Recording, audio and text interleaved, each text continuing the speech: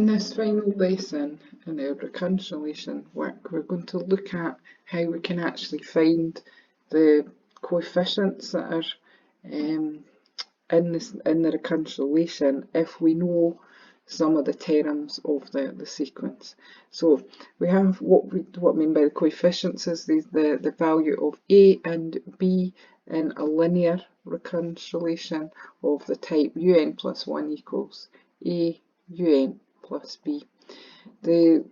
What we will be able to do is work out these values of a and b if they're unknown, and we know three of the terms in the sequence next to each other, so three consecutive terms, so that could be u1, u2, u3, or might be u6, 7, 8, and so on, as long as it's three terms that are next to each other, or alternatively, if we had two pairs of consecutive terms. So for example, if we knew u1 and u2 and also knew 4 and 5, then we can find the value of a and b. What we do is we form two equations, and from these two equations they would both have a and b in them, and we'll be able to solve them simultaneously. So if we can look at the following example. So in this one, there's a sequence where we know it's linear reconciliation. It's telling you un plus 1 equals a un plus b. Then it gives you values for u1, u2, and u3. So those are our consecutive terms, right? They're all next to each other, and we have to be able to come up with a way of working out what the values for a and b must be in this reconciliation. That would then allow us, if we were asked to find other terms in the sequence. So your starting point for this, once you've looked at that, you realise that you've got terms next to each other, so you need to come up with the two equations. How do we do that? Well, remember that the way the reconciliation works is it uses the previous term to get the next term. So to find the second term, u2, is found by multiplying u1 by the a value and adding on the b value, and u3 of course is worked out by multiplying the second term, so u2, by the a and adding on the b. So we've got numbers here that we can substitute in, and that will allow us to write down. So our u2 is going to, that's 3.6, and our u1 value, right, is 4, so we've got a times 4, and we don't know what the b is, so that's why we're writing that down. So that is going to be your first equation, so I'm going to refer to that as my equation 1. Your u3, that was 2.04, and we can see that that's going to be equal to a times your u2 value was 3.6 and plus b. So that's going to be my second equation, so equation 2. So what we need to be able to do is solve these together. Now when we're writing them down, simultaneous equations, ideally you want to have your a's and b's lined up. So I'm just going to swap the sides around. So that equation 1, I'm going to write it as 4a plus b equal to 3.6. So I've just switched it round, and I'm going to say that's my equation 1.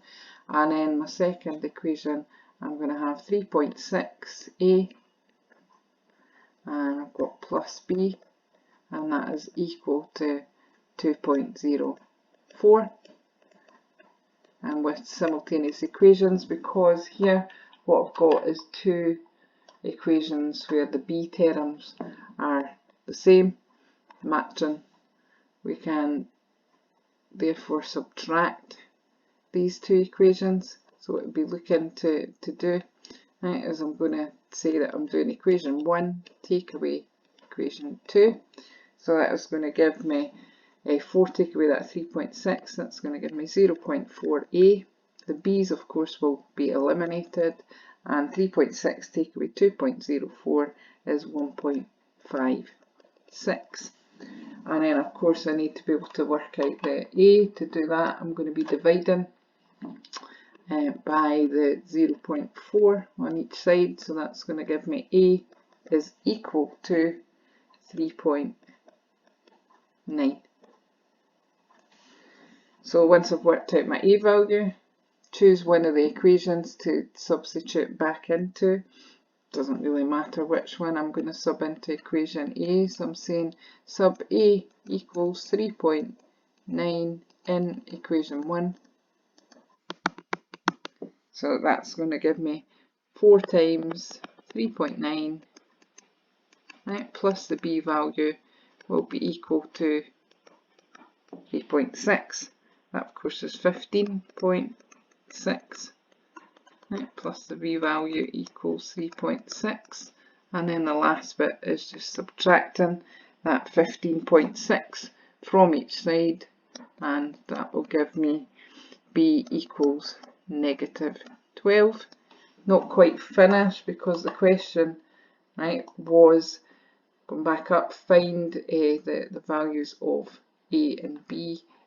So we are actually finished because that's what it's asked for. Sometimes though they may ask you, and I'm just going to write it down anyway, it's quite good practice to write down what the recurrence relation is.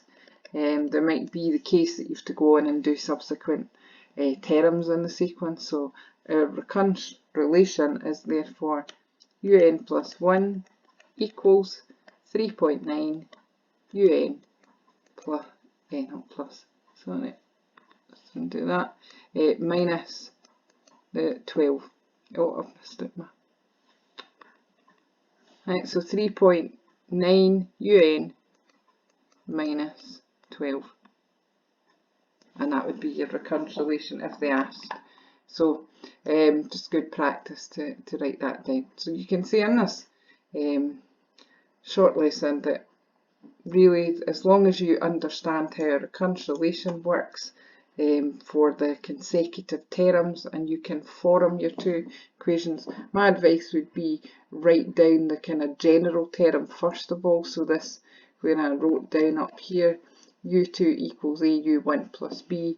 If they give you the 5th, 6th and 7th term, for example, writing it down and then underneath immediately subbing in the values means you're less likely to make errors with it.